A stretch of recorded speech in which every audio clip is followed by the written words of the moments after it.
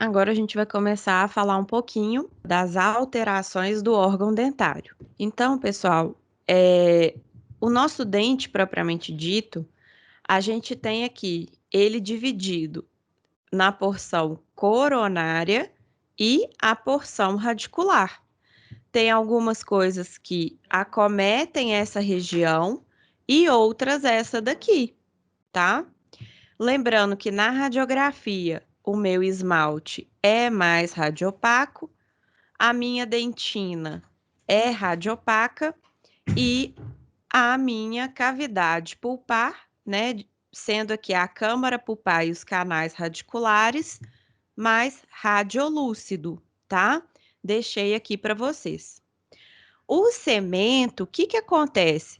Lá na hipercementose, vocês vão ver que pela radiografia, a gente não consegue ver o cemento propriamente dito, tá? Na raiz, porque a radiopacidade dele é menor que da dentina, tá?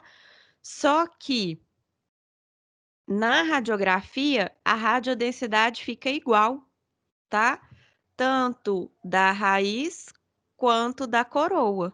Vocês vão ver que a radiodensidade é igualzinho por completo, tá? O cemento, o único lugar que a gente vai ver ele é quando ocorrer a hipercementose. A gente vai ver aqui na aula. Então, vamos começar a falar primeiro aí da porção coronária. O que que pode acometer a porção coronária? Os desgastes incisais e oclusais, lesões cariosas, né, que eu coloquei aqui também como imagens radiolúcidas lá na frente, vocês vão entender o porquê. Mineralizações dentárias e fraturas coronárias. Então, vamos começar primeiro pela coroa. Na porção radicular, a gente já tem as fraturas radiculares, perfurações ou trepanações, reabsorções radiculares e hipercementose. Lembrando que a hipercementose, ela pode ser caracterizada e classificada como uma alteração do órgão dentário ou uma anomalia dentária, tá? Por isso que ela tem esse asteriscozinho aqui, tá? Falando aí sobre os desgastes incisais e oclusais, vamos falar aí de 4 desgastes que ocorrem bastante aí no nosso dia a dia, tá? Então, aqui a gente tem um paciente saudável, a gente consegue ver aqui as incisais do nosso paciente, né? As oclusais também, ao contrário desse paciente que tem atrição, né? Então, os desgastes incisais e oclusais que nós temos são a atrição, a abrasão, a bifração e a erosão dentária. A gente vai falar de um a um agora. A atrição, pessoal, é o desgaste dentário resultante de contatos entre os dentes superiores e inferiores, tá? A gente vê que tem um aplainamento incisal e oclusal, pode ter exposição da dentina e ainda, dependendo aí da severidade da atrição, pode até mesmo ter a exposição pulpar. A gente tem a atrição fisiológica, né, que vem aí com a idade do paciente, ou a gente tem ainda a atrição patológica, né, que muitos de vocês conhecem como bruxismo, né, que é o ranger de dentes e tem esse desgaste dentário excessivo, além de comprometer muitas vezes alguns dentes por quebra, tá? O ranger de dentes, dependendo aí do ranger e do apertamento dentário, pode ter fraturas dentárias, tá? Então, lembrando que existe o fisiológico sim, que tem a ver aí com a idade, tá? Mas o que a gente mais conhece aí é o patológico, né? Que você falar mais. No exame radiográfico, eu vou ver que o meu paciente, ó, ele tem um desgaste incisal e oclusal nos dentes, tá? Em especial, um dos primeiros que você perde, né, que você tem esse desgaste, é o canino. A cúspide de canino é uma das primeiras a ir embora. A outra coisa que a gente repara no exame radiográfico de pessoas que têm atrição é que a cavidade pulpar ela fica mais estreita que o normal. O corpo entende quando a gente tem né, um trauma consecutivo na região, ele começa a entender que precisa depositar mais dentina na região, o que muitas vezes, né, deixa a minha cavidade pulpar mais atrésica, né, ou seja, mais fina, menos espessa, tá? Outra coisa que pode acontecer nesses pacientes, que você pode reparar, né, no exame radiográfico, é o espaço do ligamento periodontal. Vou mostrar aqui para vocês. Aqui, ó, eu tenho meu dente, tá? Aqui seria a região da coroa, tá? Tá bem desgastado, tá? Aqui a gente tem um pedacinho ainda da região da coroa, tá? A raiz dentária, né? E aqui embaixo, pessoal, vocês estão vendo que tem uma linha branca em volta do dente? Aqui, ó, acompanha aqui, ó. Linha branca, linha branca. Essa linha branca que envolve o dente chama lâmina dura, tá? É o limite ósseo antes de ter o ligamento periodontal que gruda aí, né, que faz a adesão dente-osso, tá? O meu ligamento periodontal propriamente dito, ele não aparece na radiografia. Ele é um tecido mole, mas o espaço dele aparece, que é essa linha radiolúcida em volta da raiz, tá? Então, a gente tem a lâmina dura, que é essa linha radiopaca, essa linha branca.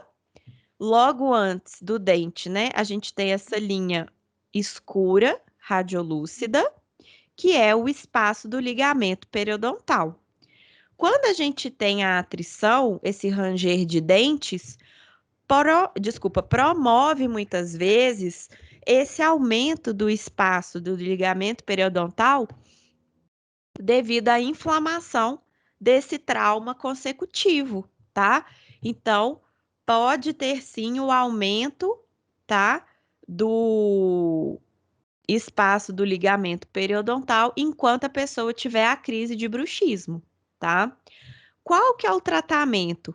Quando ele é fisiológico, você não precisa tratar, a não ser que tenha, né, que o paciente esteja incomodado com a estética, né, da sua arcada. Caso contrário, não precisa, é só acompanhar o paciente. Agora, se o paciente tiver bruxismo ou apertamento dentário, tem que tratar sim. A especialidade da odontologia que costuma tratar esses pacientes são os profissionais que fazem DTM, né? A especialização para disfunção temporomandibular, tá?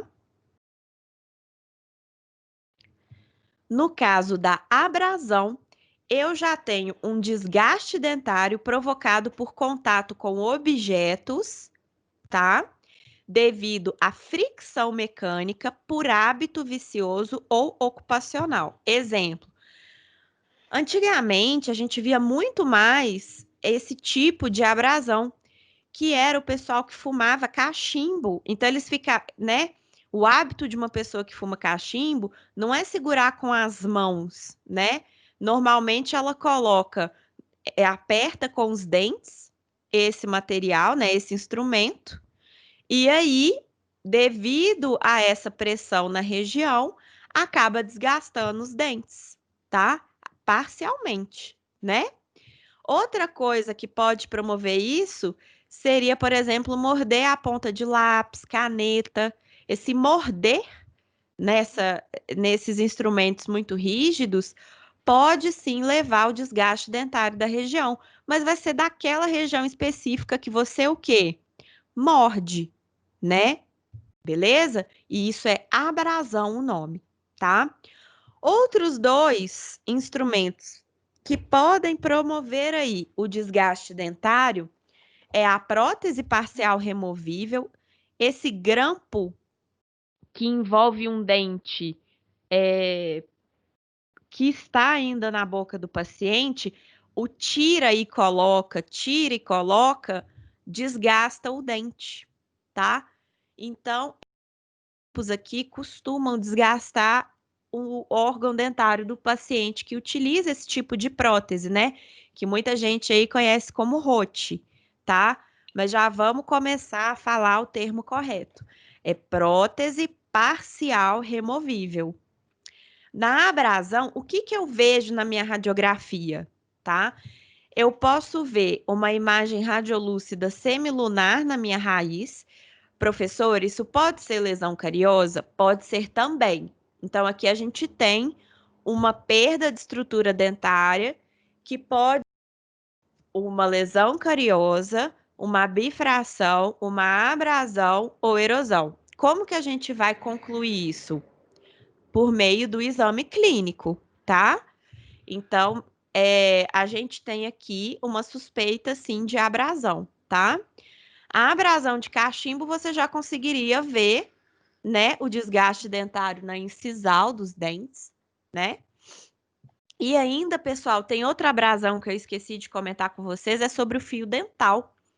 Tem gente que é viciada em fio dental o tempo inteiro, passa o tempo inteiro, tá? E acaba desgastando as proximais dos dentes. Porque o tratamento da abrasão é remover a causa, né? E aí, depois que você remove a causa, você faz a restauração dentária. Porque se você não remover a causa, vai voltar, né? E aqui na bifração, pessoal, a gente já tem uma perda de estrutura dentária por repetida pressão nos dentes, tá? Por estresse oclusal. Tem a ver com trauma oclusal. Pessoal, quando a gente vê uma abfração generalizada, qual que é o trauma oclusal que pega todos os dentes? Bruxismo. Agora, eu posso ter em apenas um dente? Posso sim. Se eu tiver o contato prematuro em um dente específico, aquela região provavelmente vai ter o quê? A bifração. E vai ser apenas naquele dente. Mas é devido ao quê? Ao trauma oclusal, tá? E aí a gente vê que tem uma perda de estrutura dentária na cervical dos dentes em forma de V, tá vendo? Parece que é uma seta, tá? Por isso que eu pus até essa setinha aqui, ó. Olha, igualzinho, tá? No início ela é bem menor, tá? Ela é bem mais rasa, tá? Mas com o passar do trauma oclusal, vai saindo cada vez mais lascas, né? Mais profundas, podendo chegar até a polpa, tá? Causa dor no paciente, dá sensibilidade. O paciente costuma aí comentar que acorda com dor na cabeça, tá? Normalmente, o paciente que tem bruxismo, além de ter a bifração generalizada, ele costuma ter pequenas fraturas, tá vendo? Ó? Que aqui tem pequenas fraturas na oclusal e ainda atrição, tá? Então tem que olhar essas coisas aí. Dependendo do trauma oclusal gerado, né, pelo bruxismo ou ainda pelo, vamos supor, pelo contato prematuro, pode ter sim uma perda óssea. Aqui no caso da bifração, o que que a gente vai ver na radiografia, tá? Gente, a bifração, ela normalmente é vestibular. Uma coisa que a radiografia não me dá é, identificar a face vestibular e lingual, né? Ou palatina. Eu consigo ver se está na face distal, mesial, incisal, região apical, mas se está na vestibular ou lingual, não. Por quê? Porque é um exame bidimensional de uma estrutura tridimensional, ou seja, eu tenho sobreposição de imagem, mas eu consigo ver que tem alguma coisa na região. Então, olha só aqui. Eu vejo que aqui, ó, tá tudo ok, né? As linhas estão aqui, mas não tem uma área mais escura nessa região aqui, ó? Não tem? Essa área mais escura me mostra que tem uma Eita, desculpa. Uma desmineralização no local, tá? vou avaliar clinicamente para ver o que está acontecendo, tá? Pode ser abrasão por causa de escovação? Pode. Pode ser lesão cariosa? Pode. Pode ser quem também? A bifração, né? Quem que eu vou ter certeza, pessoal? Como que eu vou ter certeza? Clinicamente, tá? Agora, vocês repararam que aqui também tem o quê, ó? A atrição, né? Então, esse paciente provavelmente sofre de quê? De bruxismo, apertamento. E aí, eu posso até, se eu restaurar esse dente antes de remover a causa, provavelmente a minha restauração dentária vai embora. Assim que ele apertar essa pressão, acaba expulsando essa restauração dentária. Em grande parte das vezes, né? Quando o paciente está em crise. Por que que eu falo crise? Tem apertamentos e bruxismos, pessoal, que é constante, é crônico, né? É uma coisa. Tem outros que é de fases. Início do ano, que tem que pagar muita conta, né? Às vezes tem aquele mês de férias que você não recebe o salário, recebe só as férias, e aí, devido àquela quantidade de conta, né, a pessoa fica muito estressada. Donos de empresa, normalmente donos de empresa tem sempre. Donos de empresa, né, que fica até pensando, será que eu desliguei a luz? Será que eu fechei minha clínica? Será que eu desliguei o computador? Será que, vamos supor, às vezes está chovendo. Nossa, será que eu tirei meus computadores da tomada? Não, espero que não queime nenhum. Então, essas preocupações constantes podem desenvolver essa parafunção do bruxismo. Enquanto eu não remover a causa, né, eu não consigo fazer direito à restauração dentária e nem tratar o paciente. Outra coisa, as crises, quando o paciente entra na crise, e ele já sabe que ele tem um bruxismo, aí o paciente acaba, ele já sabe que ele tem o bruxismo e ele, meu bruxismo está atacando. E aí ele começa a utilizar a placa de novo. Tem esses pacientes. Aí muitas vezes eles perdem a placa e voltam na gente, tá? Só para vocês saberem. Mas eu falo da crise porque é quando o bruxismo fica aumentado, fica intenso, tá? Normalmente, os pacientes com a bifração, o tratamento normalmente é para bruxismo, ou, se for o caso de contato prematuro, é remover esse contato prematuro e fazer o ajuste oclusal. O ajuste oclusal, pessoal, muita gente acha que é fácil e pode ser feito é, assim, habitualmente, não é bem assim, tá? A grande maioria que sabe fazer ajuste oclusal são os profissionais de prótese dentária e de DTM, tá? É a maioria que sabe realmente fazer um ajuste oclusal, tá? Então, se por um acaso você for clínico geral, não fez nenhum curso de ajuste oclusal, não faça, tá? Chame o colega que é protesista, utilização em DTM, para não causar nenhuma consequência nesse paciente devido a um ajuste oclusal errôneo. Erosão, pessoal, é o desgaste dentário provocado por ação química. Então, não tem a ver aí com trauma, com nada físico, tá? Tem a ver com química propriamente dita. Esse desgaste dentário provocado por ação química, tá? Promovem no nosso dente esse aspecto liso e brilhante, tá? De esmalte e ou dentina, tá? Pode chegar na polpa, professora? Pode. Dependendo da erosão dentária, pode sim. A erosão, ela pode ser causada por alimentação. Então, por exemplo, alimentos ácidos, bebidas ácidas, tá? Deixei aqui alguns exemplos para vocês. Esse tipo de alimentação e bebida normalmente promove a erosão dentária do paciente na parte vestibular, tá? Na face palatina e lingual, normalmente tem a ver com refluxos, vômitos crônicos e bulimia, tá? Então, aqui, ó, é bem na face palatina mesmo, ou lingual, tá? Professor, o paciente pode ter os dois? Ué, pode. Se ele tem uma alimentação muito ácida, né, ou faz ingestão de bebida e alimentação muito ácida, e ainda tem refluxo e vômitos crônicos, né, ou ainda sofre de bulimia, pode ter dos dois. Aí vai ter erosão vestibular e palatina lingual, né?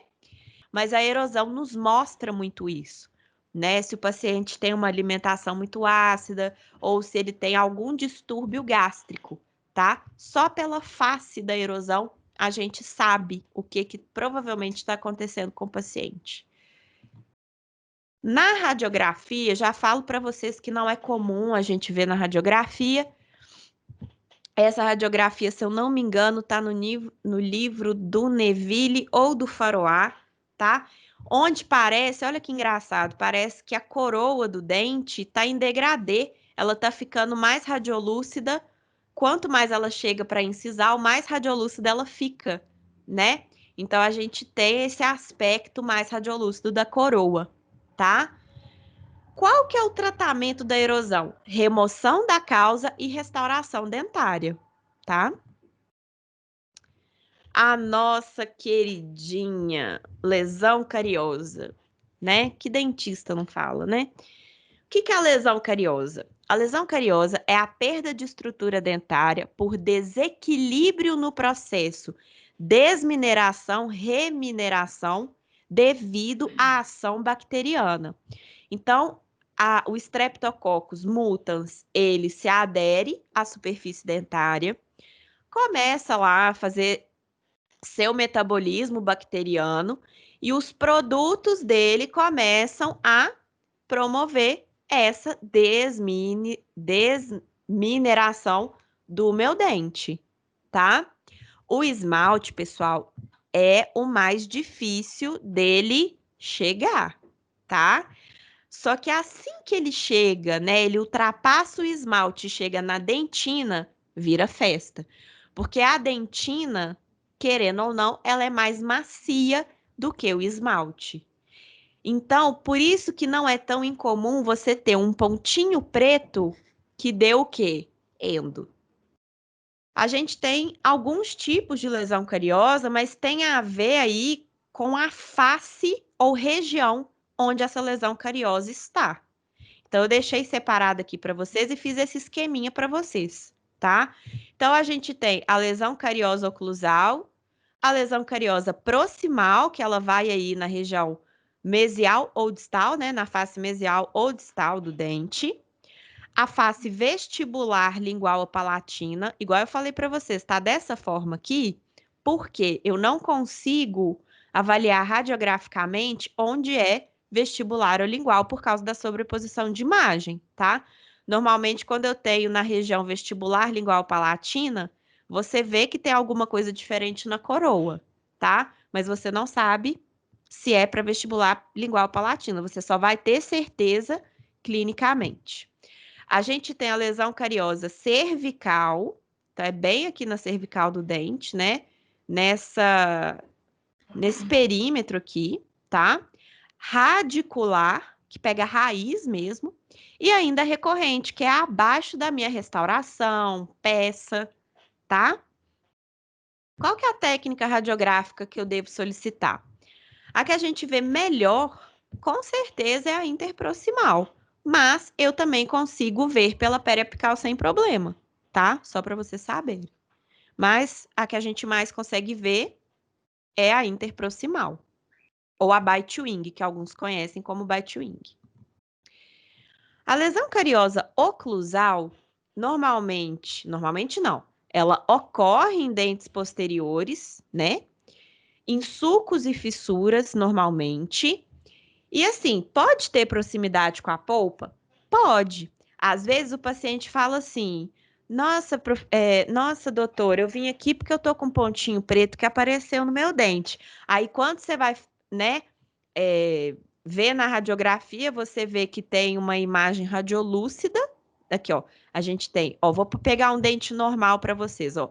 Esmalte, dentina, cavidade pulpar, tudo ok, sem nenhuma alteração de imagem. Beleza.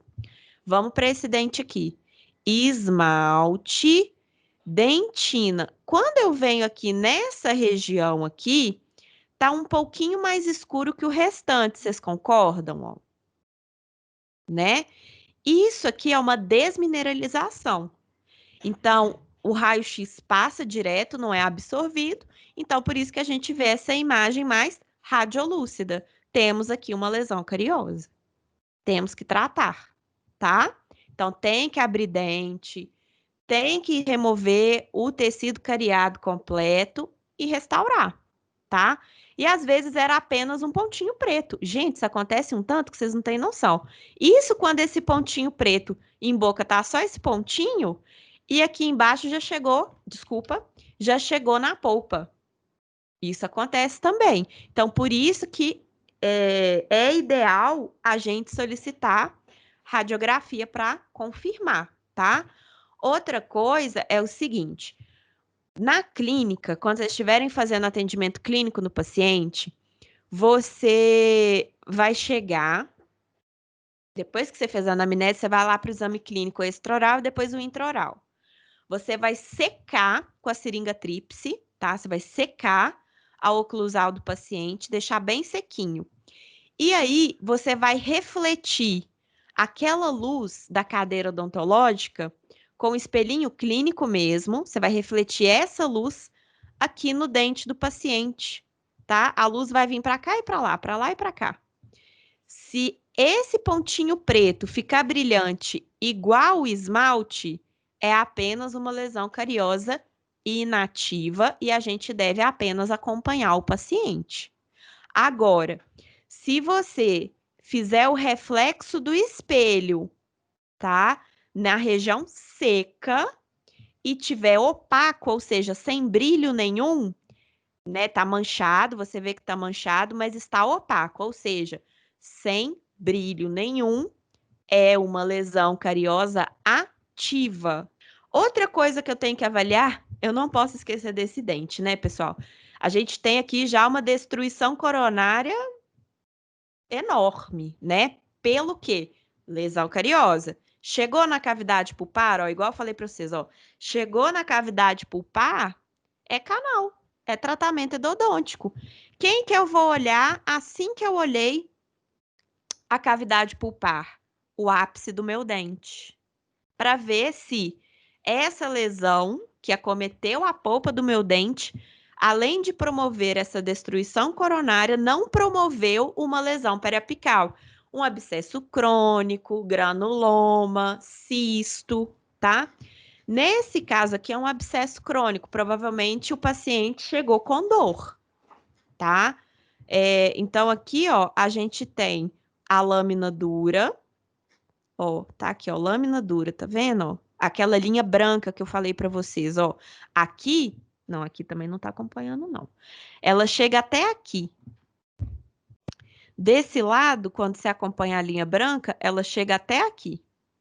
Aqui já tá um pouquinho mais escuro do que o restante. Olha só. Esse escurinho aqui é também a desmineralização óssea, tá?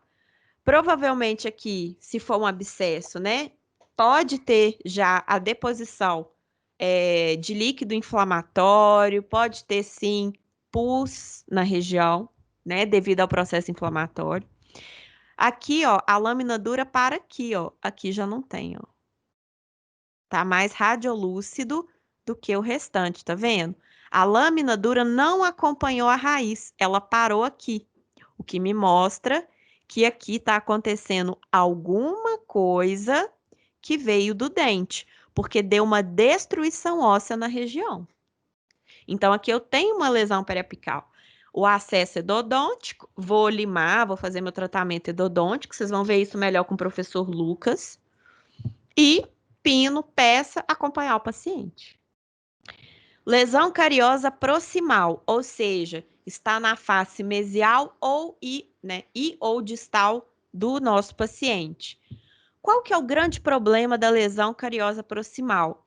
Às vezes eu não consigo vê-la clinicamente, pessoal, infelizmente. Infelizmente. Se ela estiver bem aqui no meio do contato dos dentes, eu não consigo ver clinicamente. Agora, se ela estiver um pouquinho fora do ponto de contato, eu consigo avaliar. Olha a opacidade que eu falei para vocês, ó, o brilho do esmalte, ó, o brilho do esmalte, opaco, não tem brilho. Aqui a branca. Quem pediu a branca, ó, ela ficou opaca normalmente. Aqui já tá pigmentada, mas aqui ainda tá esbranquiçado. Então ela fica opaca, tá ativa, tem que intervir, né? Como que eu posso, então, por exemplo, garantir que meu paciente não tem esse tipo de lesão? Olha, eu peço a interproximal para avaliar melhor. Entenderam? Agora, nada impede, por exemplo, eu estou vendo que o meu paciente tem uma lesão cariosa proximal. Posso já pedir a interproximal? Claro, pessoal, sem problema, não tem problema algum, tá? Na verdade, é o indicado. Eu tenho que ver, olha isso, tá? Eu tenho uma lesão cariosa proximal, olha o tanto que esse paciente tem. Área radiolúcida, área radiolúcida, área radiolúcida, tudo isso aqui, pessoal, sim, são lesões cariosas proximais. Não é queimado, não tem nada de erro radiográfico, nada. São lesões cariosas proximais. Uma coisa que vocês vão reparar, normalmente, quando a gente tem uma face de um dente, a que está grudadinha normalmente tem. Normalmente, é sempre? Não. Mas a maioria tem. Então, aqui, ó, tudo isso aqui, ó, esse radiolúcido que vocês estão vendo aqui, essa mancha mais escura, é lesão cariosa. Não, professor, e o que que é esse radiopaco aqui? Material odontológico. Pode ser amálgama, pode ser resina, tá? Só na boca do paciente para avaliar. Acredito eu que seja amálgama, tá? Mas é material odontológico, só para vocês saberem. Agora, isso aqui, ó, essa imagem aqui de mancha é lesão cariosa, tá? Essa mancha radiolúcida aqui, tá? E olha essa aqui, é um pontinho, como se fosse esse pontinho aqui, tá? Mais ou menos aqui, ó, na região distal do 25, entrou para cá, ó, nu. Ó o tamanho dessa lesão cariosa. Ela é proximal, ó. A gente tem, quando a gente pega aqui o contorno do dente, a gente vê que tem uma descontinuidade aqui, ó. Veio pela proximal, desculpa. Então, é uma lesão cariosa proximal, profunda. Se não tratar, é o quê? Vai dar o quê? Endo, tá? Aqui, ó, igual eu mostrei para vocês outro dia, a gente tem uma lesão cariosa proximal menor, mais discreta, né? Mas já está em dentina, tem que tratar. A interproximal, olha que bacana, essa aqui vai dar para a gente ver, ó. Esse caso aqui, ó, desse material odontológico que restaurou esse dente, não tem degrau. Ele está cumprindo o contorno do dente certinho, olha que bacana. Agora, olha esse aqui. Temos um degrau. Qual que é o problema desse degrau aqui? Acúmulo de comida, acúmulo de tártaro, aderência de bactéria mais fácil, então tem uma probabilidade maior de ter uma lesão cariosa ali. Olha que perigo, né? Tem que tirar esse degrau, tá? A princípio não tem infiltração, tem apenas um degrau. Basta vir aqui e lixar, né? Tirar esse degrau, tá? Agora, se vê que tem uma infiltração, já restaura de uma vez. Aí refaz. Mas pela radiografia não tem nada aqui não, tá? Beleza? Vamos para o próximo. Lesão cariosa vestibular palatina ou lingual. É igual eu falei para vocês, pessoal, eu não consigo identificar o que que é vestibular e palatino em uma radiografia periapical. Por quê? Né? Ou interproximal. E panorâmica também. Por quê? Por causa da bidimensão desse exame, né? Mas eu vejo que está acontecendo alguma coisa estranha. Então, eu vejo que vai estar algo estranho na coroa do meu dente. Olha só. Eu vejo que está radiolúcido na radiografia, mas nenhuma descontinuidade vinda da coroa, vindo do externo.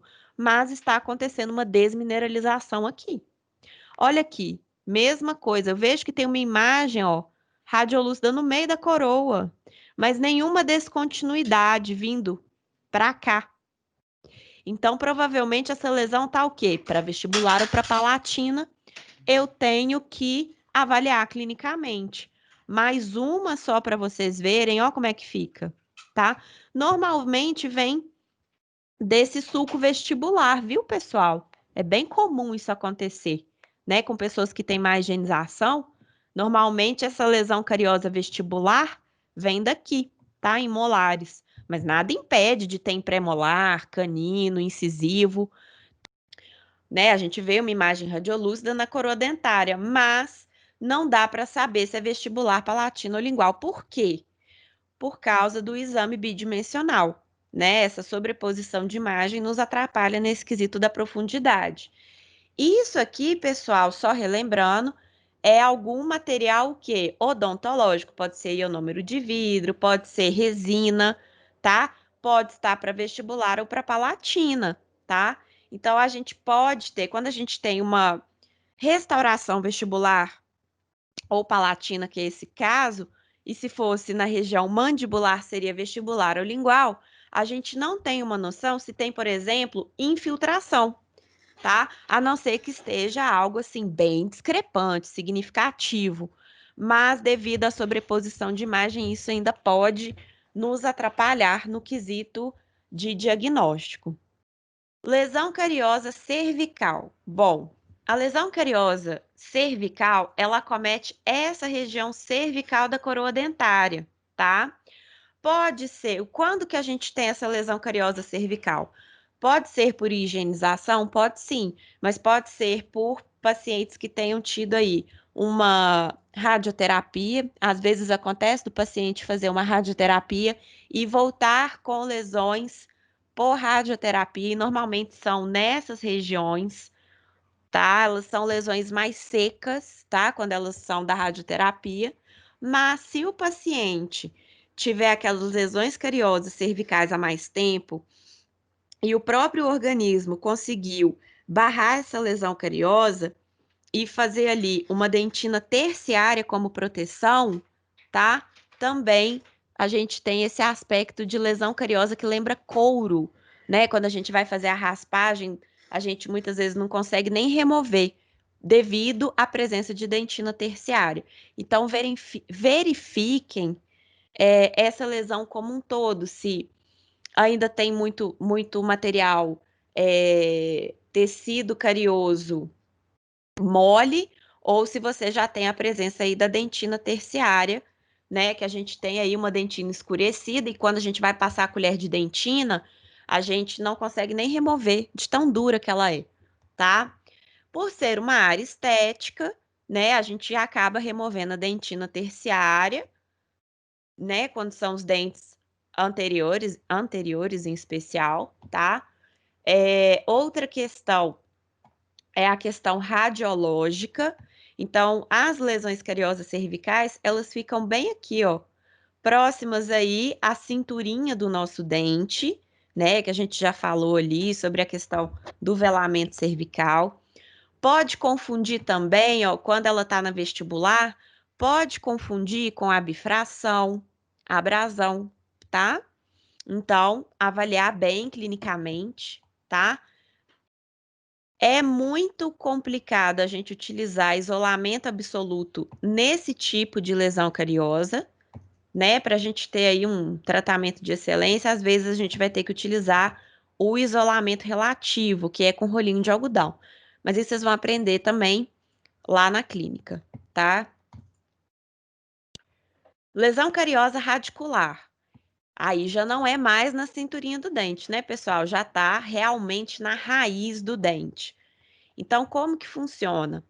Pode ser que o meu dente, a raiz do meu dente esteja exposta clinicamente. Então, devido a essa exposição, né, eu tenho aí a minha lesão cariosa de raiz. Lembrem-se que a dentina, ela é mais, por ser mais mole do que o esmalte, é uma festa para as bactérias, né? Então é mais fácil da bactéria aderir e se proliferar em dentina do que esmalte. Por isso que a lesão cariosa em raiz, ela é tão preocupante, porque ela dissemina rápido, tá? Então, aqui, ó, você vê, ó, tudo aqui, ó, lesão cariosa em o quê? Raiz, tá? Tem algumas situações que você vai conseguir contornar, vamos dizer assim, consegue restaurar e permanecer com o dente mais tempo em boca, mas tem horas que não, tá? Esse caso aqui, por exemplo, já não tem como mais. A gente tem lesão cariosa aqui, temos lesões na região de furca aqui, perda óssea moderada severa. Esse dente aqui, infelizmente, foi embora, tá?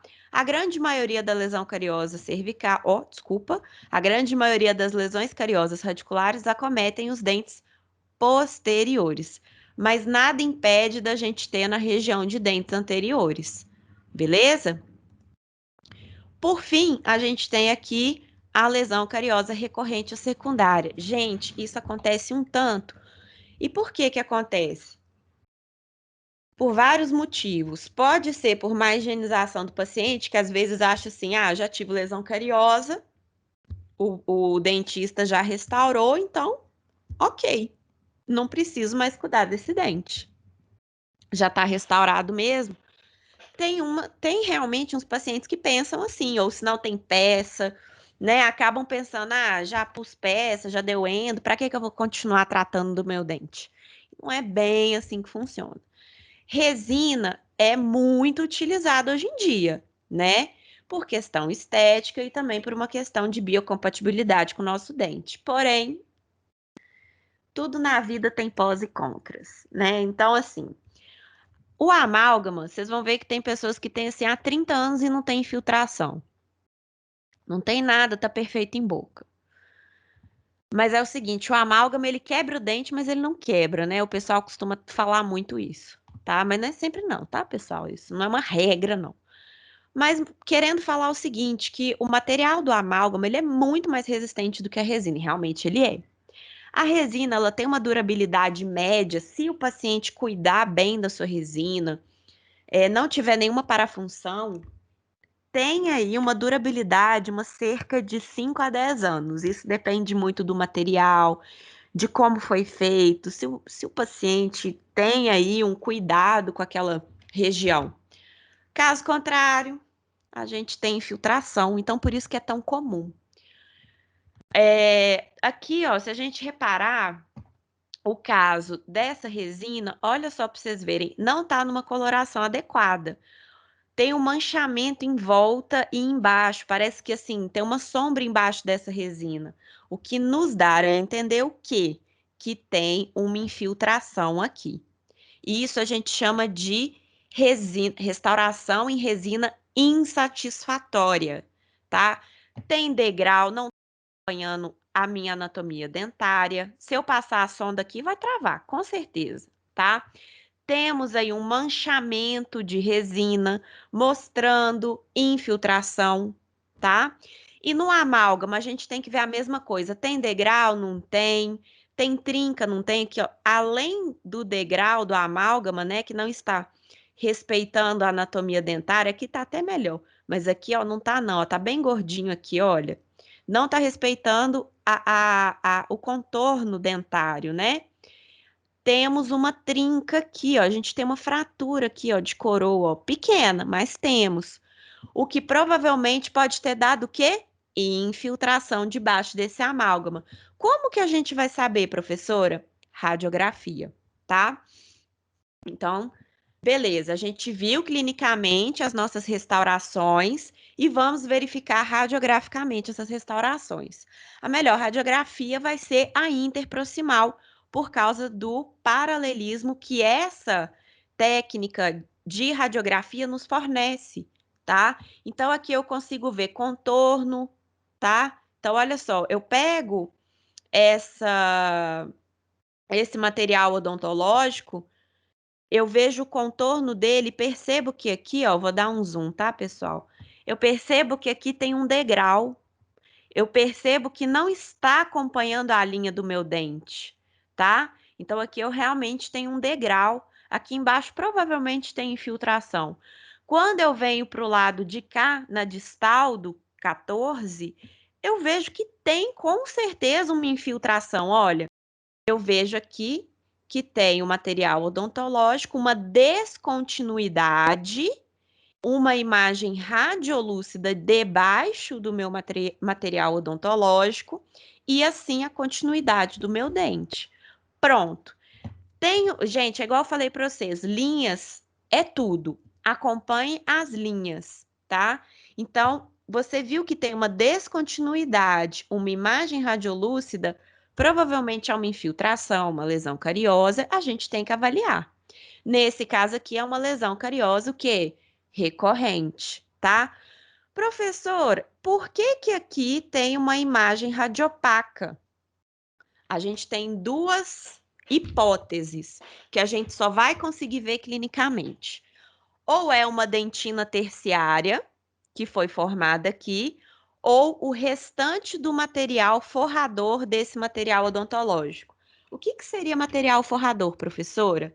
Hidróxido de cálcio, ionômero de vidro, tá? Que às vezes, quando a gente tem uma restauração muito profunda, para tentar salvar o dente, a gente acaba colocando hidróxido de cálcio, ionômero de vidro e por cima resina ou amálgama. Isso depende de onde você está, né? Professor, ainda utiliza amálgama? Olha, lá na clínica escola, não. No SUS, né, na unidade básica de saúde, sim. Em alguns casos ainda utiliza amálgama, tá? Clínicas particulares também não costumam utilizar mais amálgama. Então, continuamos falando amálgama porque ele existe e ainda é utilizado em alguns centros, né? Em algumas unidades básicas de saúde, tá? Então, por isso que aqui, ó, a gente tem essa imagem radiopaca abaixo desse material odontológico. Pode ser material forrador ou dentina terciária. A dentina terciária ela é mais condensada, tá? Não chega a ser tão radiopaca quanto o esmalte, mas por ela ser condensada, ela pode ter uma radiopacidade maior que o restante da dentina, tá? Outro lugar aqui para a gente ver, ó, olha só, é esse material odontológico aqui. Então, aqui a gente tem a polpinha aqui, ó, bem fininha aqui, ó, aparecendo bem pouquinho. A gente tem um material odontológico bem extenso e embaixo uma imagem radiolúcida, bem grande, né, pessoal? Isso aqui é canal, não tem o que discutir, ó. Aqui, ó, tá bem fininho mesmo a câmara pulpar. Pode ter sido pela própria defesa da dentina, né? Ter sumido, né? Vamos dizer assim, com essa câmara pulpar, deposição de dentina mesmo, né? Mas, infelizmente, chegou aqui na polpa, por minha conta. Essa daqui, tadinha, nem sei o que aconteceu aqui. Se é uma fratura coronária, que também fraturou a restauração que estava aqui, a gente só vai ter como concluir o quê? Clinicamente, tá? Aqui, ó, só para concluir para vocês o porquê que deu o canal, tá, pessoal? Acompanha comigo as linhas. Aqui a gente tem a crista óssea alveolar e aqui, ó, essa linhazinha branca indo para a raiz do dente, lâmina dura. Quando a gente vem aqui, ó, para o ápice do dente, tá vendo que tem um espaço aumentado aqui no ápice? Compara com esse dente aqui que não tem, ó. A lâmina dura tá acompanhando a raiz. Tem o espaço do ligamento periodontal bem fininho, mas aqui já não tem o espaço bem fininho, já temos o quê? Um aumento, tá? Da radiolucidez dessa região, tá? Mostrando que tem um início aqui do quê? De uma lesão periapical. Então, é endo, não tem nem conversa, tá? Aqui ainda dá para salvar o dente nesse quesito, de fazer uma endo, pina e peça. Não vai ter que extrair o dente. A princípio, não, tá? Deixa eu ver se tem. Aqui, ó, a gente tem um material odontológico. Eu acredito, pela radiopacidade desse material, são amálgamas, tá? Aqui a gente tem uma peça, provavelmente metálica ou metalocerâmica. Vocês vão aprender mais pra frente, tá? Aparentemente, olha essa peça. A gente tem a peça aqui, ó. Parece que tem um degrau. Professora, por que parece? Como a gente tem aqui uma imagem muito radiopaca, pode dar uma, vamos dizer assim, uma imagem radiolúcida próxima, tá? Meio que queima o que está próximo, tá? Vai ter que conferir clinicamente, só isso. Mas que tem um sugestivo muito grande aqui de degrau, tem. Como que a gente confere degrau clinicamente, professora? Fio dental, para mim, é o sensacional. Você vai colocar o fio dental, você vai passar o fio dental aqui, na volta ele agarra ou corta, tá? Ele rasga, tá? Ele pode agarrar mesmo, de você não conseguir voltar, você vê que tem um degrau ali, ou rasga, tá? É só para vocês saberem como vocês vão ver isso clinicamente, tá? Então, por isso que eu gosto muito da interproximal para ver degrau, adaptação de resina, amálgama, próteses, peças. Eu gosto muito da interproximal. E também para ver lesão cariosa também, tá, pessoal? Então, vocês vão reparar que lá na clínica a gente pede a panorâmica, mas às vezes a gente complementa com interproximal para ver essa questão da adaptação, tá? Aqui, ó, mostrando para vocês uma diferença, esse aqui eu tenho certeza. Isso aqui é uma amálgama, tá? Isso aqui eu tenho certeza porque é paciente meu de clínica, tá? Isso aqui são amálgamas antigos. Antigamente, os amálgamas eram extensos, costumavam se fazer não só na região oclusal, como também MOD, tá? Igual tá aqui, ó, MOD, ou seja, mesial, oclusal e distal, tá? Porque antigamente não se falava muito em peça, às vezes as peças eram mais caras, eram mais difíceis de fazer, enfim, acabavam se fazendo é, amálgamas muito extensos, tá? Então não reparem quando vocês verem esse tipo de situação. Não, professor, isso não é peça, não? Às vezes não, realmente eram amálgamas extensos mesmo, tá? Isso aqui são amálgamas, tá? Então, aqui, ó, é na oclusal, tá? Eu tô falando porque eu vi, tá? Mas olha aqui como que não parece. É um pouquinho mais profundo, tá? Depois vocês olham, a região de pré-molares, quando tem, a gente tem uns sulquinhos nos pré-molares, que muitas vezes ali tem uma lesão cariosa. A gente fala até que é lesão cariosa que lembra mordida de cobra, né? São dois pontinhos pretos, né? Então, aqui tinha colocar amálgama, oclusal, oclusal, tudo de amálgama, tá? E aqui resina, é um pouquinho menos radiopaco, vocês estão vendo? Por causa do material, número atômico. Lembra daquela aula de física das radiações, fatores por imagem? O raio-x bate aqui, é absorvido pelos números atômicos da composição do material e por isso que os meus materiais restauradores, eles são mais o quê? Radiopacos. Vocês vão ver daqui a pouco que a resina nem sempre foi assim. Graças a Deus agora ela é radiopaca por causa do número atômico. Eles introduziram na composição do material odontológico, tá? Para ficar radiopaco assim, ó. Gravem essa imagem. E aqui, provavelmente por alguma trinca ou ficou algum remanescente de lesão cariosa, a gente tem aqui realmente uma lesão cariosa recorrente, tá? Olha o tamanho. Professora, tá próximo da polpa, tá? Assim, pessoal. Aqui, quando for abrir esse dente, é o seguinte: você tem duas opções. Se o paciente chegar e falar para você que está com dor espontânea já, ou seja, a pessoa não está fazendo nada e já tem dor nesse dente, é tratamento endodôntico, tá? Já deu uma pulpite reversível, infelizmente é tratamento endodôntico, tá? Agora, se ela fala que nem está incomodada, você faz o teste de sensibilidade pulpar, tá dando normal, você pode remover essa restauração, limpar com muito cuidado e carinho essa lesão cariosa, colocar hidróxido de cálcio e ionômero de vidro até a tampa, ou seja, até o final aqui do oclusal. Esperar 15 dias e se o paciente não sentir nada, você vai realizar novamente o teste de sensibilidade pulpar. Se tiver tudo normal, você vai diminuir apenas o ionômero de vidro e restaurar com resina e acompanhar esse dente. Por quê? Tá muito próximo à polpa, tá? Só comentando com vocês aí um pouquinho de tratamento para vocês verem aí como que funciona o dia a dia odontológico mesmo, tá? Aqui a gente vê que tem um desgaste, ó. Acompanha a linha aqui comigo, ó. Isso aqui não é uma... Aqui, ó. Cadê o esmalte desse dente? Tá sumido, né? Tem uma imagem radiolúcida aqui. Provavelmente é uma lesão cariosa proximal na distal do dente 25. E aqui a gente já tem o quê? Uma lesão cariosa recorrente na distal do dente 24. Tá? Profunda? Profunda.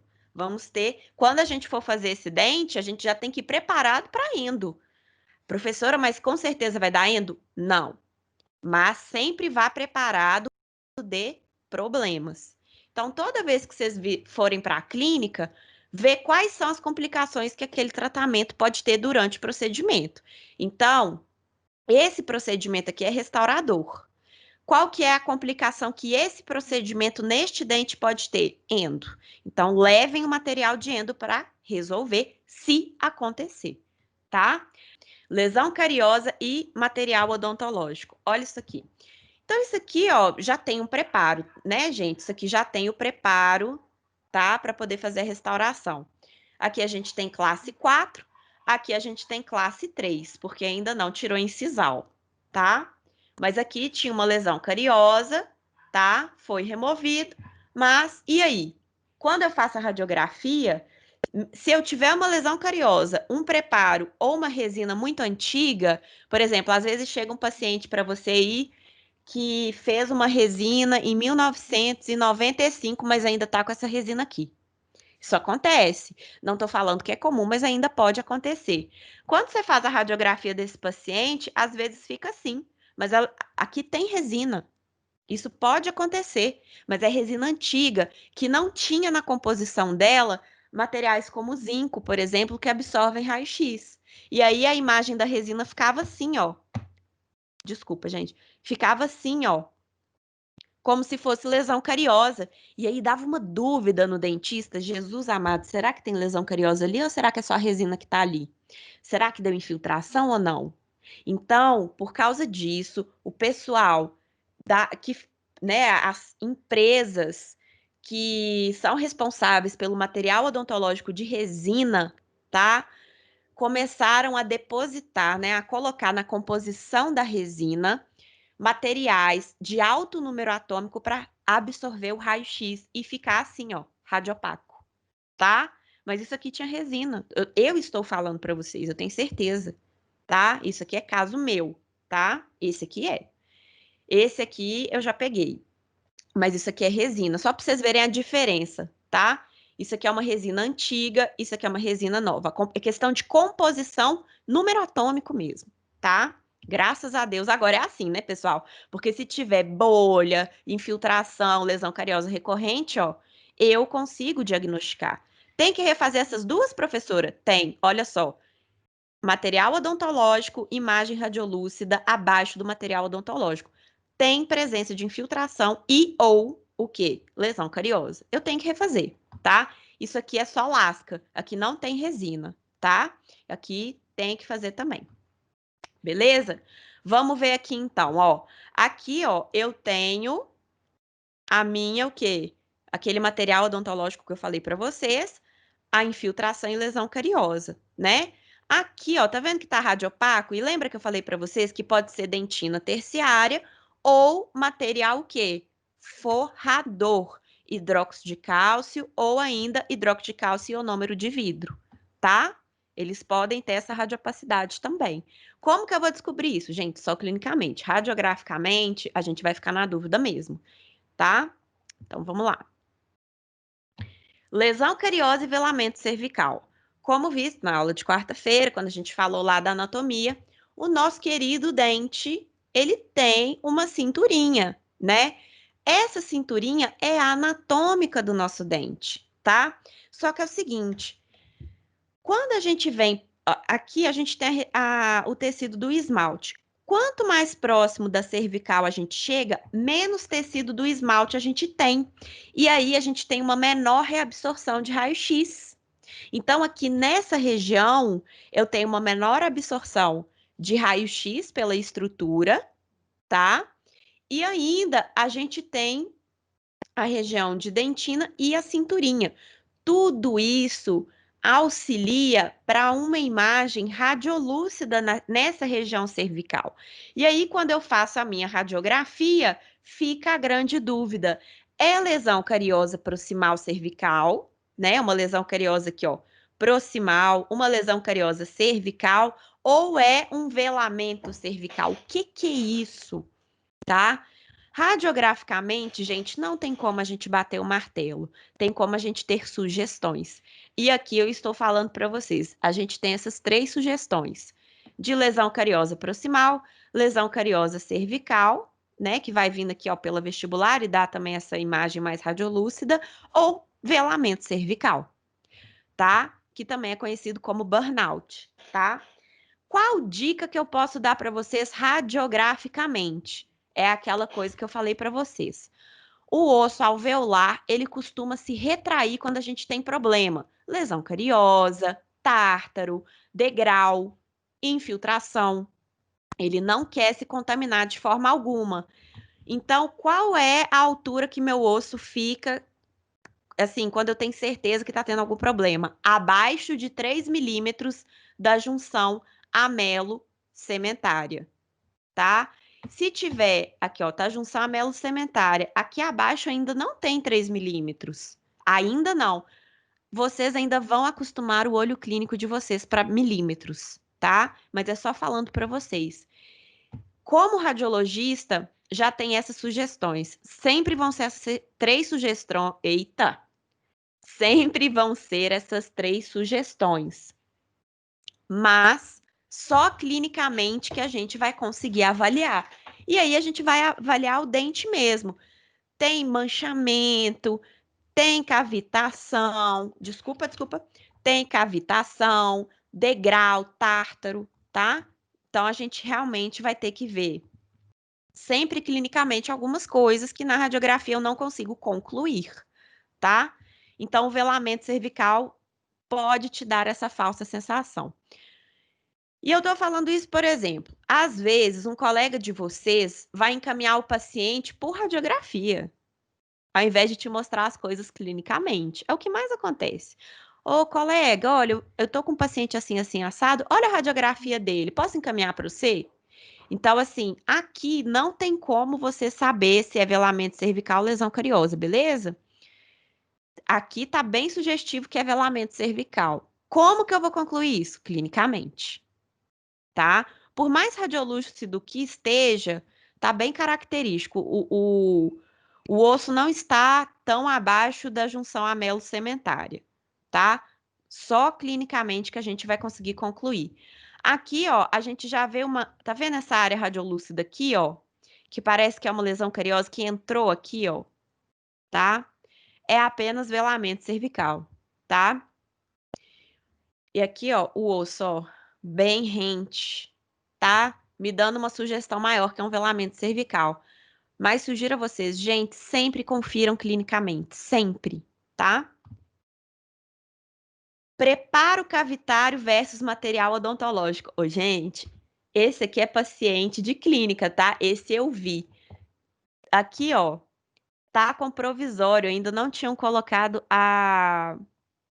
as coroas permanentes, tá? Vocês estão vendo? O provisório aqui, eu consigo delimitar ele levemente. Mas tá aqui, ó. Tá levinho. Não é difícil? Por quê? O material odontológico do provisório, ele não absorve raio-x. Então parece que o dente do meu paciente está assim, mas não tá. Isso aqui é o preparo, né, do dente para receber as coroas. Mas ele tá de provisório aqui, ó. Tá aqui, ó, bem levinho, mas tá aqui, tá? Se por um acaso o paciente, né, às vezes ele perdeu o provisório e foi realizar a radiografia, pode ser que a radiografia mostre mesmo essa anatomia sem o provisório, ok, tá? Mas não é lesão cariosa, é apenas um preparo cavitário. Agora é o seguinte, é interessante verificar se esse preparo cavitário tem lesão cariosa? Sim, com certeza, tá? Eu não sei quanto tempo ele tá de provisório, eu não sei quanto tempo que ele tá sem as coroas, né, definitivas, né? Então, quando vocês receberem um paciente que falar assim para vocês, eu tô com esse provisório aqui tem 5 anos, e aí vocês fazem uma radiografia e vê isso aqui, a primeira coisa que você vai falar para o seu paciente é, olha, eu vou verificar clinicamente se não tem nenhum degrau, se está tudo ok. Tá muito tempo aí esse provisório, não é o ideal ter o provisório, a gente precisa fazer o quê? Uma coroa metal-cerâmica, uma coroa cerâmica ou de porcelana, enfim. Aí vocês vão conversar com o paciente o que, que ele quer. Você sempre dá as opções para ele, tá? Se é cerâmica, metal-cerâmica ou porcelana. O que, que é melhor para ele? Você vai dar o seu achismo. Olha, eu acho melhor o seu de porcelana, mas fica a critério seu entre essas opções. Mas sempre verifiquem, tá? Caso ele esteja de provisório, quando você tirar o provisório, vê se tá tudo ok, se não tem nenhuma lesão cariosa recorrente, porque isso pode acontecer mesmo sendo prótese, tá, pessoal? Ou provisório, isso realmente pode acontecer, tá? Mas aqui, ó, provisório não aparece, não. E tem ainda alguns materiais antigos de coroa fixa mesmo, já o trabalho pronto, que também não apareciam na nossa radiografia. Agora já estão começando a aparecer pelo mesmo princípio que eu falei para vocês. Mas não são todos ainda, mas a maioria já está aparecendo, graças a Deus. Tá? Peraí. E aí a gente começa a falar de mineralização dentinária ou mineralização dentária, tá? Nós temos 3 tipos: os nódulos pulpares, calcificação pulpar e mineralização dentinária. Elas são diferentes, mas as 3 são mineralizações, tá? Nódulos pulpares. O conceito dele é focos de calcificação que se formam dentro da polpa ou da câmara pulpar. Então, vocês vão ver o seguinte, ó, que a gente tem aqui, ó, esmalte, dentina e cavidade pulpar. Só que dentro dessa cavidade pulpar tem uma bolinha radiopaca. Gente, se não tiver nenhum problema de lesão cariosa, de nada, o dente está rígido, ou seja, sem problema algum, não precisa fazer absolutamente nada, nada, nada, nada. Só acompanhar mesmo, verificar se esse nódulo aumentou ou não. A grande maioria chega num determinado tamanho e para. Não precisa fazer nada. Qual que é o problema? Se eu tiver uma lesão cariosa e eu precisar fazer um tratamento endodôntico, porque eu vou ter que remover esse nódulo pulpar. Normalmente ele é removido com broca, tá? Porque é uma calcificação, é difícil tirar, assim, no quesito de...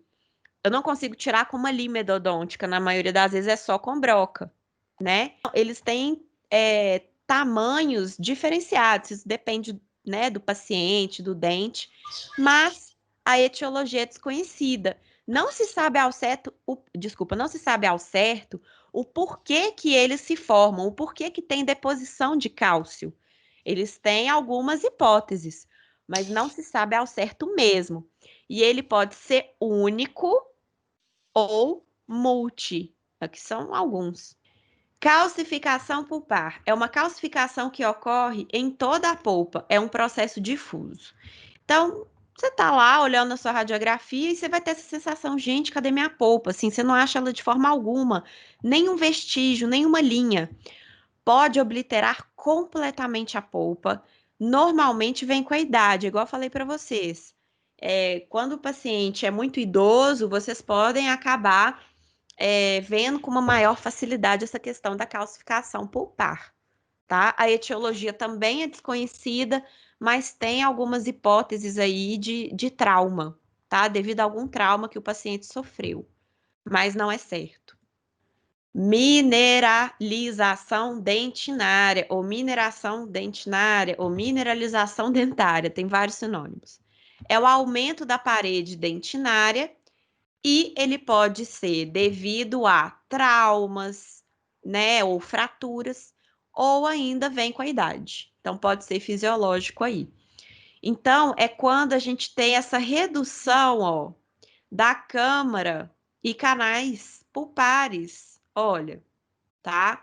Então, aqui a gente tem um paciente jovem. Então, a gente tem normalmente esses canais, né? Essa cavidade pulpar mais aumentada mesmo, é da idade mesmo. Um adulto mais jovem, né? Um adulto jovem, a gente tem uma cavidade pulpar menos espessa, um adulto mais idoso, mais experiente, a gente já tem uma cavidade pulpar mais fina, mais atrésica. Isso é bem fisiológico mesmo, tá? A gente tem esse aumento aí da parede dentinária diminuindo a cavidade pulpar, tá? Mas também existe a questão de mecanismo de defesa do dente, igual eu falei para vocês.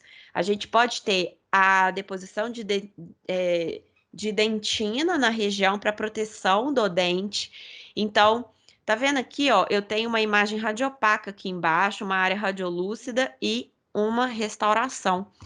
Pode ser a dentina terciária aqui ou ainda material forrador, tá? A gente tem essa dúvida ainda.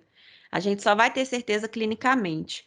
Essa área radiolúcida pode ser lesão cariosa, pode ser infiltração, pode ter sido uma bolha durante, né, o procedimento aqui que aconteceu, né? E aqui a mesma coisa, para vocês verem a dentina terciária, né? Eu não sei se é uma dentina terciária ou um material forrador. Eu só vou ter certeza clinicamente. Mas quando a gente tem uma dentina terciária, a radiopacidade normalmente é essa, tá? Que ela é mais condensada. Algumas lesões cariosas, às vezes vocês pegam pacientes que têm lesões cariosas e aí vocês fazem a restauração bem superficial. Depois de um tempo, vocês acompanham esse paciente, faz a radiografia de novo. Às vezes a gente repara que deu uma diminuída na cavidade pulpar da região. E é por isso, por causa desse mecanismo de defesa do dente. Sabe? Ele entende que ele tem que depositar a dentina para proteger a polpa, tá? Outra questão seria as fraturas, que também podem levar ao dente a fazer essa deposição dentinária para proteção, e traumas também, como o bruxismo, apertamento. Eles podem fazer essa ativação aí da mineralização dentinária na região, diminuindo a parede, né? Ou desculpa, diminuindo a cavidade pulpar daquele dente, tá? Então, a dica que eu dou para vocês nesse caso aqui, ó, que não tem nenhuma cárie, fratura nem nada, é verificar a idade do paciente, tá? E a outra questão é se tem parafunção ou não. Se vocês verem que o canal, né, tá bastante atrésico. E aqui, ó, só para vocês verem, a gente começa agora a falar um pouco de fratura. A gente tem fratura coronária, gente, não é tão incomum assim nos tempos de hoje. Elas podem ser grandes, né? Igual essas que eu tô mostrando para vocês aqui, que são assim, discrepantes.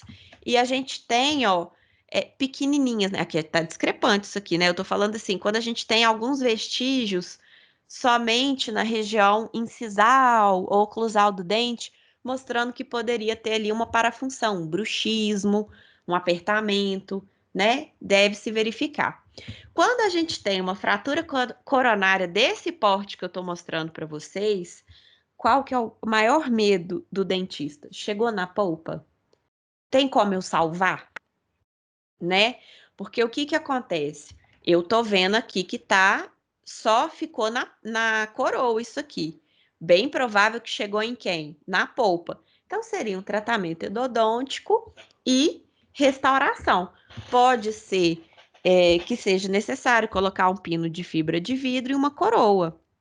Isso vai depender da extensão. Nesse caso aqui, bem provável que vai acabar sendo o quê? Um pino fibra de vidro e coroa.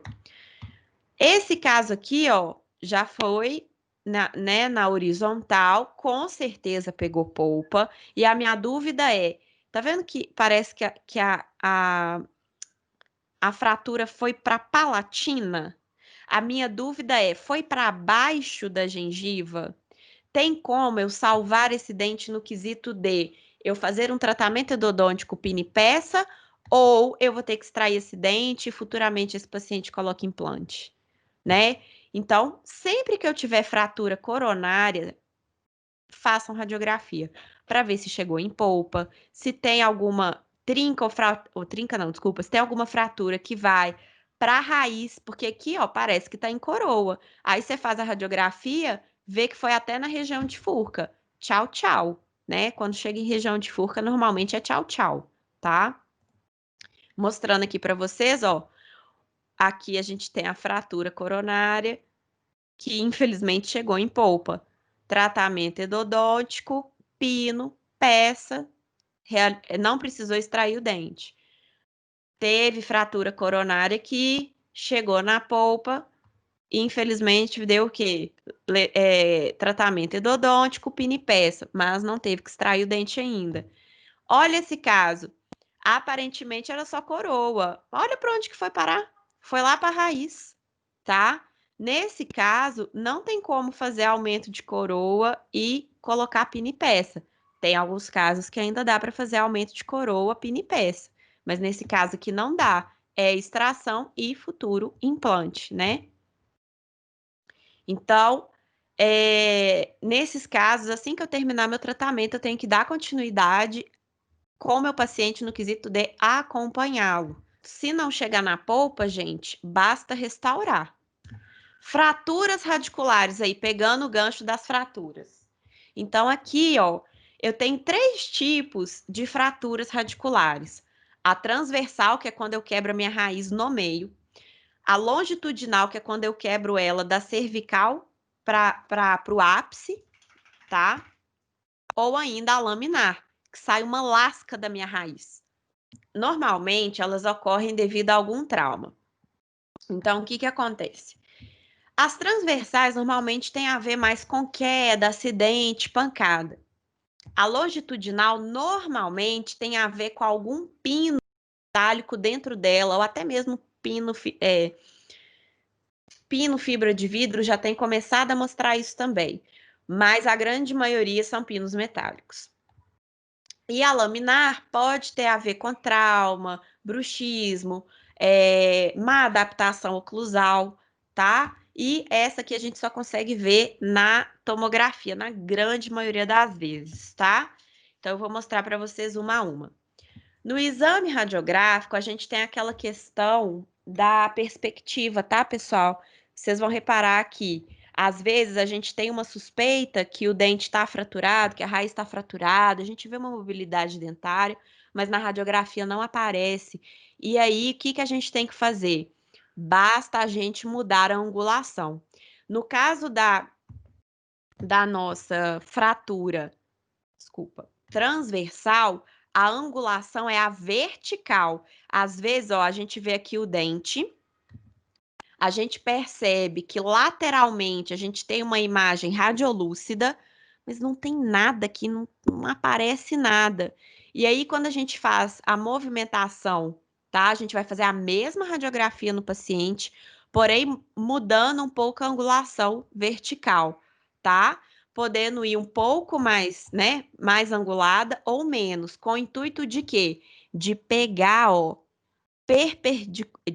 perpendicularmente a minha fratura transversal, porque eu só vou conseguir ver a minha fratura transversal nitidamente quando o meu feixe de raio-x passar perpendicular a ela. Então, basta mudar a angulação vertical para ver se tem fratura radicular ou não, tá? Quando você tem essa suspeita e você não vê na radiografia. Aqui, ó, quase pegou ela perpendicularmente. Tá vendo que deu, ó, uma área oval radiopaca, assim, uma sombra radiopaca? É porque pegou um pouco, né? Uma parte passou perpendicular, mas outra não. Quase passou perpendicular, mas ainda não. Aqui também, olha. Aqui não passou nada perpendicular. A gente vê uma área, ó, radiopaca com umas linhas radiolúcidas em volta. E aí, para tentar pegar a fratura radicular, basta mudar a angulação vertical. Agora, se for, aqui, ó, só para mostrar mais uma vez, né? Agora aqui, ó, na radiografia, a fratura transversal nítida, ó, eu consigo ver que tem fratura. Olha aqui, essa que tá linda, olha. Aqui quase nítida, aqui nada nítida. Aqui eu teria que mudar a angulação vertical para pegar essa aqui. Agora é o seguinte, na fratura longitudinal, Para eu conseguir pegar a minha fratura perpendicularmente, eu já teria que mudar a minha angulação horizontal. Então, olha só, aqui tá esquisita essa região, né? Ninguém nunca viu uma anatomia dessa. Aí bastou mudar a angulação horizontal que pegou a fratura perpendicularmente aqui, ó. E aí a gente vê que, na verdade, é uma raiz que tá o quê? Fraturada e não tem muito o que fazer nesse caso, pessoal, é extração. Isso aqui é uma fratura radicular, teve deslocamento de fragmento, né? Extração também. Gente, olha que dó esse aqui. Isso aqui é pressão, às vezes é um contato prematuro, às vezes a pessoa não fez o ajuste oclusal perfeitamente, ou o paciente começou a ter um desenvolvimento aí parafuncional, bruxismo, e aí acabou acontecendo de quê? Por pressão, o pino, ó, crack, quebrou a minha raiz, e aí eu tenho uma fratura longitudinal, tá? E aí acaba acontecendo isso aqui, ó. Só que o nosso grande problema, né, de quando chega em furca é que a gente não consegue salvar o dente, né? Quando chega em raiz, normalmente a gente não consegue salvar o dente, não, pessoal. E aí é extração mesmo, tá? Bom, essa aqui é a laminar. Olha só, aqui a gente tinha um dente que tinha um tratamento endodôntico, mas o paciente não fez a peça, ele ficou só com curativo. É o maior erro do paciente fazer isso. Por quê? Quando o paciente ele tem o tratamento endodôntico que fica prorrogando o tratamento protético dele, o dente aqui, gente, ele tá frágil, ele não tem aqui, ó, estrutura para suportar muitas vezes a nossa carga mastigatória. E aí acaba quebrando a coroa dentária. Dependendo de como ela quebra, acaba levando, ó, uma parte da raiz com ela. E tá abaixo da gengiva, ó. Aqui na toma, isso aqui é uma tomografia, tá, pessoal? Para quem nunca viu. Isso aqui são cortes seccionais, é o que eu vejo dentro da arcada dentária, tá? Então, assim, é entre um dente e outro. Eu realmente estou vendo ali dentro do osso alveolar, no meio do meu dente. E esse tipo de tomografia para verificar a fratura, a gente tem que fazer com spandex para ver se aqui eu consigo ver tecido mole, tá vendo? Muito pouco. Eu não consigo avaliar tecido mole, mas eu consigo ver e delimitá-lo. Eu consigo delimitar o meu tecido mole. Isso é importante. Por quê? Será que tem edema, ou seja, tá inchado a região? Porque se tiver inchado, pode ser que esteja infeccionado ou apenas inflamado, né, por causa da lasca, né, alguma ponta de raiz que tenha ficado. A questão da infecção, a gente vê clinicamente, a gente passa a sondagem periodontal aqui, se sair pus aí porque infeccionou mesmo, tá? E aí, a fratura laminar, normalmente a gente tem só na tomografia, a gente só consegue avaliar tomograficamente, que normalmente ela é vestibular ou palatina lingual, tá? Trepanação ou perfuração. O que é isso? Ó, o conceito é o seguinte: a perfuração da raiz, ela pode ser por meio de um instrumental endodôntico, quando a gente está limando, ou fazendo, né, por meio de broca, ou ainda por algum artefato protético, tá? Ou outra iatrogenia. O mais comum de acontecer é por meio da limagem da endo, que a gente acaba errando o conduto radicular, a gente está lá limando o canal, sabe? E aí, do nada, ao invés de vir e terminar no ápice da raiz, por falta de curvatura, devido à anatomia do canal radicular, a gente acaba indo aí perfurando a raiz do meu paciente, tá? Esse caso ainda tem solução, só que você vai ter que instrumentar o que você perfurou, nesse caso aqui específico, tá? Que eu tô mostrando para vocês. O que você perfurou e descobrir o canal correto para fazer a instrumentação adequada, tá? Aí faz a obturação, ok. O problema, às vezes, é quando você faz uma perfuração que acaba, por exemplo, no caso da furca, né? Você acaba fazendo a perfuração aqui. Aí tudo depende, mas o Lucas vai explicar isso melhor para vocês, tá? Essa aqui é fantástica, é a reabsorção radicular. Nós temos dois tipos, que é a externa, ou seja, a reabsorção radicular vem de fora para dentro, e a gente tem a interna, que vem de dentro para fora, tá? Essa é a grande diferença. Então, aqui, ó, mostrando, fiz um esqueminha para vocês, porque eu sou muito fofa. Então, aqui a gente tem um esqueminha da reabsorção radicular externa. Então, ela pode ser dessa forma, tá? O qual ela realmente parece que ela está diminuindo a raiz do nosso dente. Ela tem um formato arredondado ou reto, tá? E a gente tem, ó, vindo de algum problema, alguma injúria, aconteceu de reabsorver dessa forma, tá? Pela lateral do dente, ou ainda pela palatina ou vestibular da raiz, e ela aparece dessa forma. Eu vou falar de uma a uma para vocês, tá? Não confundam essas duas. E qual é a dica? Se o conduto radicular continuar delimitado, você conseguir ver, além da imagem radiolúcida, você delimita o canal radicular, é reabsorção radicular externa, que provavelmente está acontecendo pela vestibular palatino-lingual, tá? Dessa forma aqui, ó, só para vocês verem, ó. Essa aqui, ó, tá acontecendo para vestibular, tá vendo? Da vestibular para a polpa, e aí você tem esse aspecto radiográfico, tá? Uma imagem radiolúcida, porém você consegue delimitar bem o canal radicular. Se você vê uma imagem radiolúcida, tá? Nessa região interna, arredondada, e não consegue delimitar o canal radicular, parece que ele fez um balão aqui no meio, tá? É reabsorção radicular interna. Então, vamos ver aqui uma por uma. A externa, pessoal, é o seguinte: a gente tem ela, a fisiológica, que na verdade chama-se risólise, que é a que precede a esfoliação do dente descido. Então, tá aqui o meu dente descido bonitão. Esse aqui é um molar, aqui a gente tem o pré, e aí para o pré vir, ele tem que ir embora, não tem? Esse molar tem que ir embora.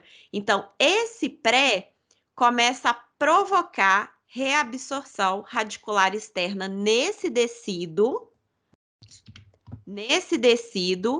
fisiologicamente, não é patológico, tá? Por isso que o dentinho da criança começa a ficar o quê? Bambo. Por isso que quando a gente tira o nosso dente de leite, ele sai assim, né? Só a coroa. Por quê? A maioria, né? Porque o meu dente permanente reabsorveu a raizinha dele toda, né? Do dente descido, e aí ele esfolia, ele vai embora e o permanente vem. Então, é o fisiológico. O patológico, ele tem a ver totalmente com a ação dos odontoclastos, tem a ver com inflamação no meu periápice, tá? Então, pode ter a ver com o quê? Com força oclusal excessiva ou mecânica excessiva. O que é isso aqui? Ponto de contato, ou seja, desculpa, tem a ver com contato prematuro em um dente só, em uma região, que acaba promovendo esse tipo de reabsorção radicular externa. Pode ter a ver com bruxismo ou apertamento dentário, tá? Tem a ver também com dente reimplantado. Dente impactado pode promover a reabsorção radicular externa do dente, né? Onde ele tiver desculpa, da raiz do dente que ele tiver próximo. Eu vou mostrar tudo isso para vocês. A ortodontia, eu já falei para vocês, mas eu repito. Ela, para a gente ter a movimentação dentária, a gente promove uma inflamação periapical. Sem essa inflamação, não tem ortodontia, tá? Então, a gente, com a força do aparelho, da movimentação do fio, a gente pressiona o dente de uma forma que vai promover uma inflamação. Ele vai ficar todo inflamado ali nos primeiros dias e ele vai ter essa movimentação para o lado que quer se movimentar. Depois tem, então você tem uma perda óssea, né, por inflamação provocada e uma regeneração óssea logo em seguida. E aí fica nessa brincadeira todo mês.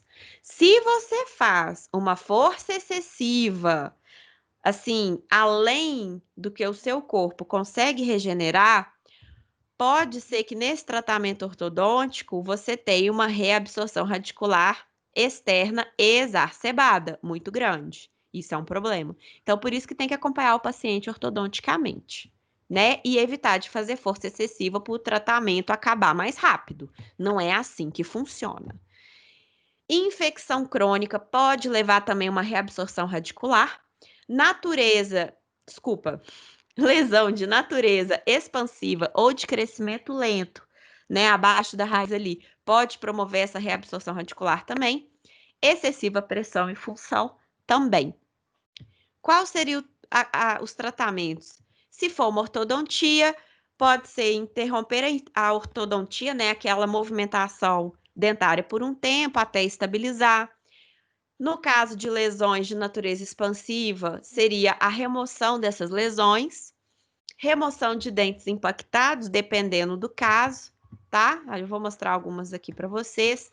Aqui, ó, um canino incluso, ele está completamente dentro do osso, está impactado, ou seja, ele tem barreiras. E quem são suas barreiras? O 11 e o 12. Gente, ele reabsorveu a raiz do 11 e do 12. Olha o tamanhozinho da raiz do 12. Quem que reabsorveu? O 13. Ai, essa imagem dói. E aí, tudo é verificado, tá? Faça uma tomo na região para ver o que vai ser feito desse paciente. Se vai ter remoção de todos os dentes, né? Do 12, do 11, do 13. Se esse dente está anquilosado ou não, se ele vai vir para a boca ou não do paciente, se a gente consegue fazer tracionamento.